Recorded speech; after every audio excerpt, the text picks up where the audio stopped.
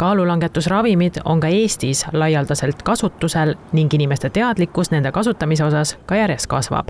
Kuulsa Ozempicu põhiline koostisaine on semaglutiid, mis toimib samamoodi nagu organismis looduslikult toodetav hormoon, mis aitab reguleerida veresuhkru taset, aeglustab mao tühjenemist ja tekitab kiiremini täiskõhutunde. Sestap on Ozempikut hakatud viimastel aastatel kasutama hoopis kaalulangetusravimina. Küll aga võivad kiirele kaalukaotusele lisanduda kõrvaltoimed, millest hea väljanägemise kõrval tihti rääkida ei taheta. Kui kaalulangus kiiresti tekib, siis sellega koos tekivad ju eraldi küsimused, näiteks sapikivide teke, mis on kiirete kaalumuutustega üsna sage.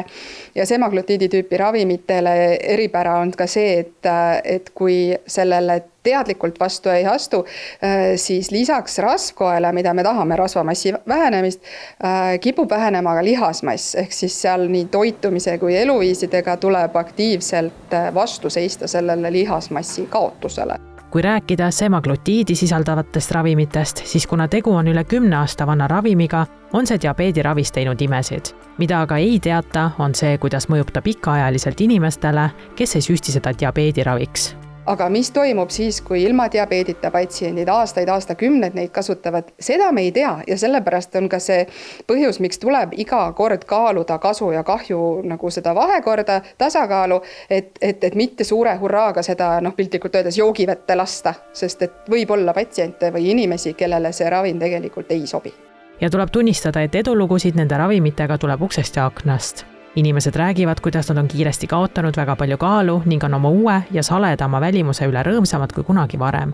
Näiteks juhtus Star FM hommikuprogrammi juhi Andres Puussepaga see õnnetu lugu, et just kehakaalu tõttu otsustas tema raviarst talle seda välja kirjutada. Eesmärki see aga kahjuks ei täitnud. Ma olen seda proovinud sellepärast, et arst kirjutas mulle selle välja ja mu kehamassiindeks oli niivõrd suur tollel hetkel, kui nad seda vajalikuks pidasid ja minuga juhtus selline asi, et ma seda küll kasutasin, mul mingid kõrvalmõjusid erilisi ei olnud. Mõned ju räägivad siin, et kes oksendab ja ma ei tea mida, mul ei olnud ühtegi kõrvalmõju, aga mul ei avaldanud seega mitte mingit tulemust ja me muudkui suurendasime seda doosi ja lõpuks doos oli piisavalt suur, et kus otsustati, et saadagi aru, et ma olen üks selline inimene, kellel see väga hästi millegipärast ei tööta ega ei toimi. Eks ta ikka elus käib nii, et kui on nõudlust, sinna tuleb ka pakkumist. Ja täpselt nii ongi turule ka taolisi ravimeid tulnud, mis on sama toimeainega, ent keskendub just kaalutemaatikale.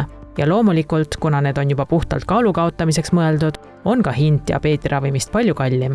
Nüüd see sama toimeaine, aga rasvumise näidustusega on Vegavi nime all.